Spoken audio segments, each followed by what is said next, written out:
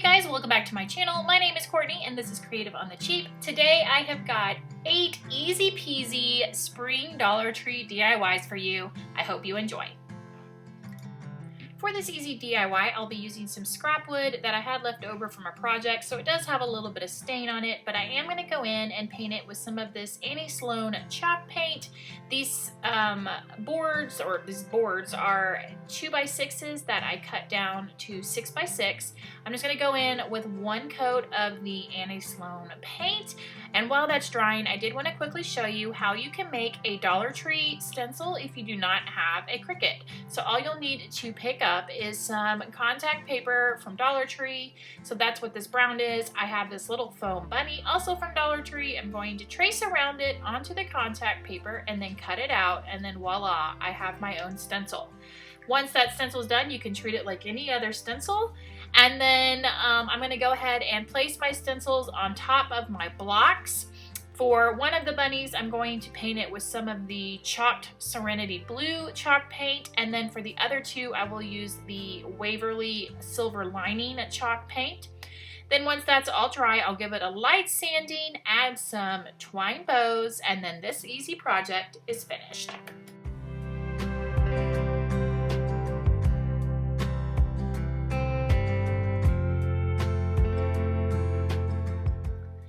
DIY will be using one of these tinsel baskets from Dollar Tree. I'm going to take the eggs out and go ahead and set those aside because I will need those again. I'm going to take all the tinsel off of it, and then I'm going to be ready to go ahead and cover it. Now I'm using this, I'm calling it raffia filler. It was at Hobby Lobby in the gift section. I think it's to fill baskets and things like that. But I'm just using hot glue and I'm literally just applying it, and look what it looks like. That's what happens when it's completely covered. And now you get to, you know what it is, take your inner Mr. Miyagi and do some trimming to kind of find your basket again. Then that was finished. Now I'm just going to take my eggs and wrap them in some fabric. The easiest way I found to do this was just to figure out how big I needed to make the fabric. I'm just going to wrap the fabric around the egg and pull all the fabric down towards the bottom, and then I'll tie off the bottom so that the fabric stays nice and tight against the egg. Then once that's done, I'm going to take my eggs and stick them inside of my basket. And the final touch to this little basket will be to add some Dollar Tree lace around the rim of the basket, and then a good old twine bow.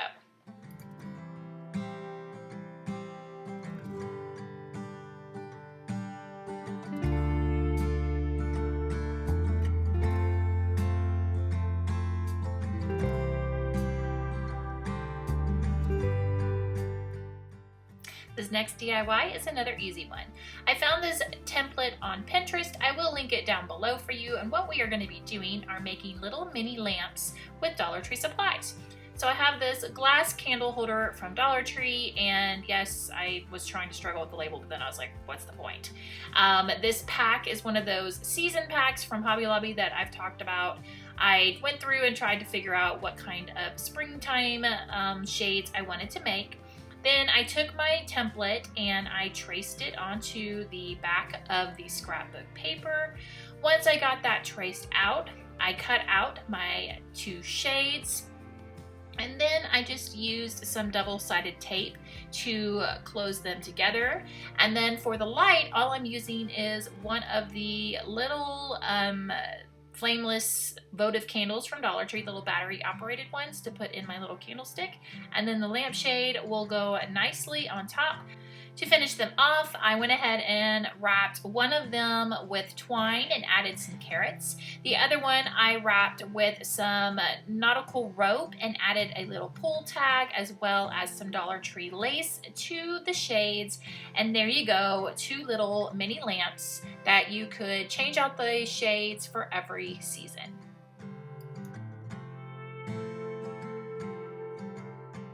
For this DIY, you'll be using a clay pot.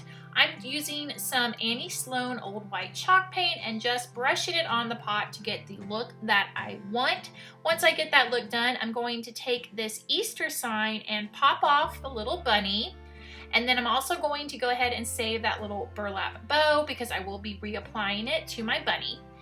Taking some batting and some hot glue, I'm going to attach batting to my bunny and get it just kind of a puffy, more 3D, fluffy look.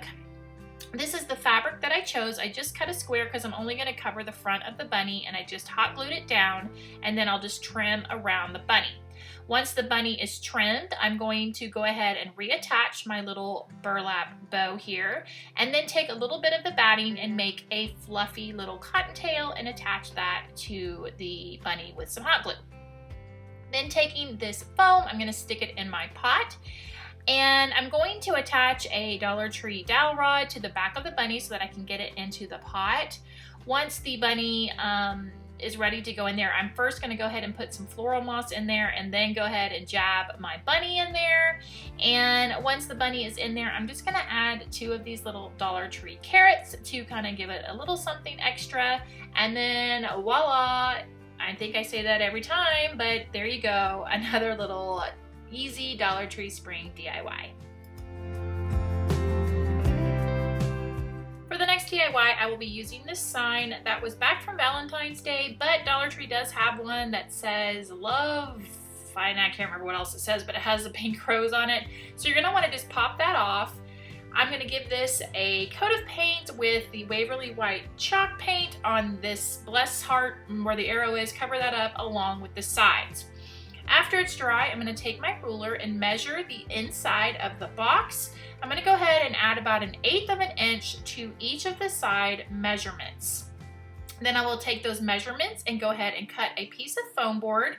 This is just Dollar Tree foam board with my X-Acto knife. Then using this little glittery turquoise bunny that came from Dollar Tree, I'm using it as a template, but you certainly could go on Pinterest and print out whatever template you might need. I'm going to trace around it onto the foam board and then cut that out with my X-Acto knife. Then taking the Waverly White chalk paint, I'm also going to go ahead and paint the edges of the back of the sign along with just a little bit down into it. The back's going to be covered with scrapbook paper. You're not going to see a lot of the other edges. You'll see what I'm talking about in a minute. So really, you'd only need to paint maybe just the edges of the back. Then I'm going to take my Cricut spatula because I wanted something that had a rounded edge, and I marked off some measurements on the little foam bunny cutout. I wanted to have it look kind of like wood, so I'm using this rounded edge because if I used my X-Acto knife, it would cut the foam board, and that is not the look I wanted. I wanted it to have more of a shiplap feel, if you know what I'm saying, with the gap, not like a slit. I hope that makes sense. Once I got my lines on there, this is what it looked like. And then I do go back in and add some little vertical lines to make it look like it's pieces of wood and have that more faux shiplap feel. I'm going to take some of my Gorilla Glue adhesive spray and go ahead and spray the back of the box. And then this is just some scrapbook paper from that 5 Seasons pack that I always pull from. Once that's done, I'm just going to lightly push my little foam cutout in. Now, I wish I'd had some fairy lights. Originally, I thought I did, and I was going to light up the inside of this box, but I could not find my fairy lights. Well, actually, I know where my fairy lights are. They're in my Christmas closet, and if I go in there, I'm never coming out. So anyway, if you have some lights, you certainly could put them in and then set your little foam insert in, up to you. And then I wanted to finish it off with some things, so I went ahead and tied some twine around the top and the bottom. And then look at that, I found some greenery and some flowers in a little box in the back of one of my cabinets. So I went ahead and added this little pink rose along with some eucalyptus that I had, and then voila, here is my little box all finished.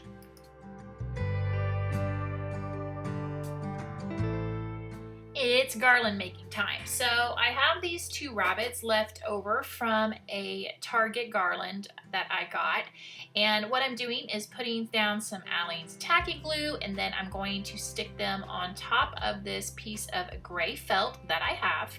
Once they are down, I'm just going to go ahead and trim around the bunnies so that I end up with 4 different bunnies. Now I'm ready to embellish my bunnies. So 2 of them will have twine bows, and then 2 of them will have these little bushy tails. I also had some purple flowers that I wanted to work in here from Dollar Tree as well. Then I was ready to go ahead and decide what I wanted to hang all of my things on, and I didn't want to use twine or rope, so I decided to use raffia. So I took 3 pieces of raffia and tied a knot at one end, taped it to my table, and then just did a really long braid. I had to work in a couple different sections. I mean, 3 pieces of raffia is not long enough, so you will have to tie in some other pieces, but it went really easily.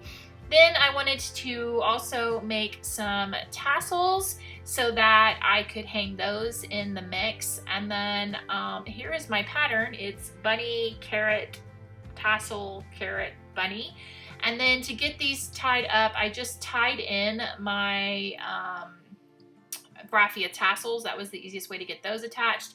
The carrots I just hot glued, and the bunnies I hot glued as well. Just remember when you glue the bunnies that you don't glue it in the middle of the bunny. You want to do it more towards the top, because if you do it in the middle, your garland will kind of fall forward.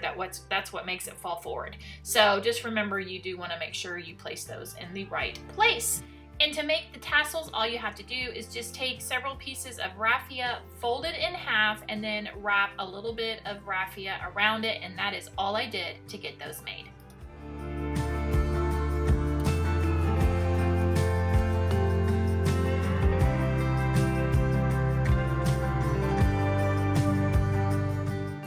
This garland is even easier than the last garland. So for it, I'm using some Dollar Tree headbands as well as these bunny treat bags.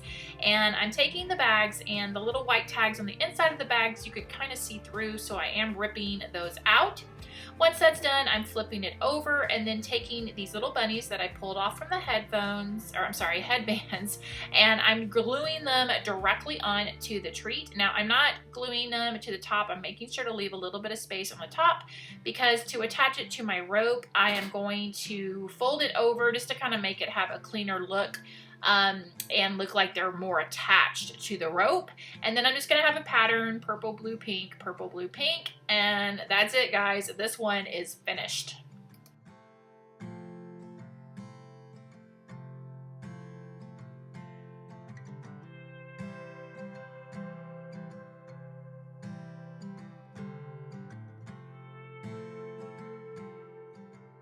This last DIY is the easiest peasiest, and I have a great idea of what you could do with it when you're done. So taking one of the little mini plastic craft jars from Dollar Tree, I'm going to start by painting the lid of the craft jar with this Ivory Waverly chalk paint. Once that's done, I have one of these little ceramic animals. I grabbed the bunny. They also have ducks and an egg and things like that. I'm going to paint it with some of the Waverly Ballet Slipper chalk paint. Then I will just attach it to the top of the lid, just using some of the Gorilla Glue so that it sets up nicely. And then I'm going to fill the jar with some colorful spring-colored Rolos.